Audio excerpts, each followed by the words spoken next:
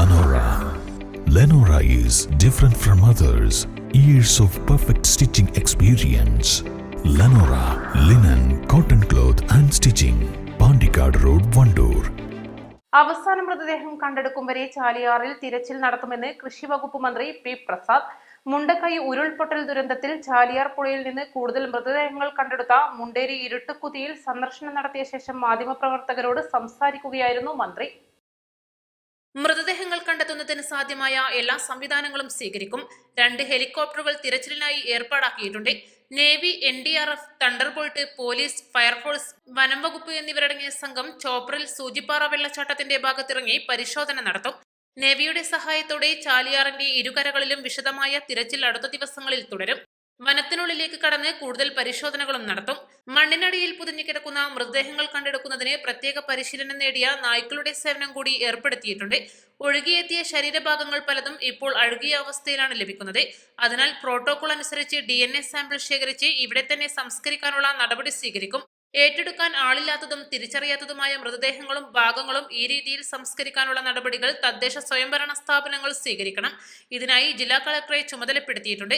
മൃതദേഹങ്ങൾ വ്യാപകമായി ഒഴുകിയെത്തിയ സാഹചര്യത്തിൽ പകർച്ചവ്യാധികൾ പടരാനുള്ള സാധ്യത ഏറെയാണ്. ഇതിനുള്ള മുൻകരുതലുകൾ എല്ലാ വിഭാഗം ആളുകളും സ്വീകരിക്കണം. ആരോഗ്യവകുപ്പ്, സന്നദ്ധ പ്രവർത്തകർ, മാധ്യമപ്രവർത്തകർ എന്നിവർ പ്രതിരോധ പ്രവർത്തനങ്ങളിൽ പങ്കാളികളാകേണ്ടതുണ്ട്. ചാലിയാർ പുഴയുടെ തീരങ്ങളിലെ കിണറുകൾ അടിയന്തരമായി സൂപ്പർ ക്ലോറിനേഷന് വിധേയമാക്കണം.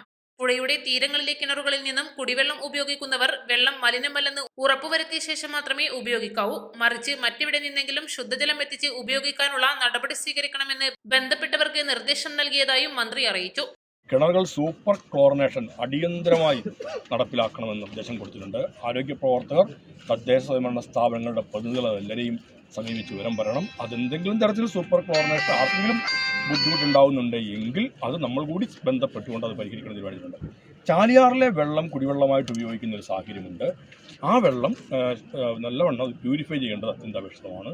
അത് പരിശോധിക്കുന്നതിനും കുറ്റമറ്റ രീതിയിലേക്ക് ആ വെള്ളം ഒരു കുഴപ്പവുമില്ല എന്ന് ഉറപ്പുവരുത്തണം. അവിടെ എന്തെങ്കിലും പ്രയാസങ്ങൾ നേരിടുന്നുണ്ട്, അല്ലെങ്കിൽ ഈ വെള്ളം കുടിക്കാനെന്തെങ്കിലും പ്രയാസമുണ്ട് എങ്കിൽ മറ്റു തരത്തിലുള്ള വെള്ളം സമാഹരിച്ച് ആ ഇടങ്ങളിൽ എത്തിക്കാണമെന്ന് ജില്ലാ കളക്ടർക്കും മറ്റു ഉദ്യോഗസ്ഥന്മാർക്കും ഞങ്ങൾ നിലമ്പൂരിൽ വെച്ച് രാവിലെ നിർദ്ദേശം കൊടുത്തിട്ടുണ്ട്. ഏറെക്കുറെ നമ്മുടെ മുമ്പിൽ ശ്രദ്ധയിൽപ്പെട്ട കാര്യങ്ങളെല്ലാം പരിഗണിച്ചുകൊണ്ടും അതിനെല്ലാം കണക്കിലെടുത്തുകൊണ്ടുമാണ് ഈ കാര്യം മുമ്പോട്ടേക്ക് പോകുന്നത്. 2 ജില്ലകൾ തമ്മിലുള്ള ഏകോപനം ആവശ്യമാണെന്ന് പറയുന്നുണ്ട്. ഇപ്പോൾ തന്നെ ആ ഏകോപനമുണ്ട്. അതിനകത്ത് വേറെ തടസ്സങ്ങളൊന്നും ഉണ്ടാവുന്നില്ല. ആരും അതിനകത്ത് ഒരു സർവേ നമ്പർ നണ്ടപ്പേരും പറഞ്ഞത് അവിടെയാണ് ഇവിടെയാണെന്നുള്ള തർക്കത്തിലേക്കൊന്നും ഇപ്പോൾ ഒന്നും വരില്ല. അങ്ങനെ വരാൻ സാധ്യതയുള്ളതിനെക്കുറിച്ചൊക്കെ ചില ജനപ്രതിനിധികൾ സംശയം ഉന്നയിച്ചിരുന്നു. അത്തരം പ്രശ്നങ്ങളൊന്നും ഉണ്ടാവുന്നില്ല. ഉണ്ടാവുന്നത് ശ്രദ്ധയിൽപ്പെടുകയാണെങ്കിൽ അവിടെ നമ്മൾ തരത്തിൽ ഇടപെടാൻ ബന്ധപ്പെട്ട ഉദ്യോഗസ്ഥന്മാരെ ചുമതലപ്പെടുത്തിയിട്ടുണ്ട്.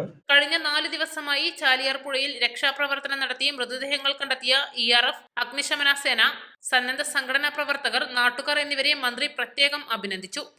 East live, Edakkara.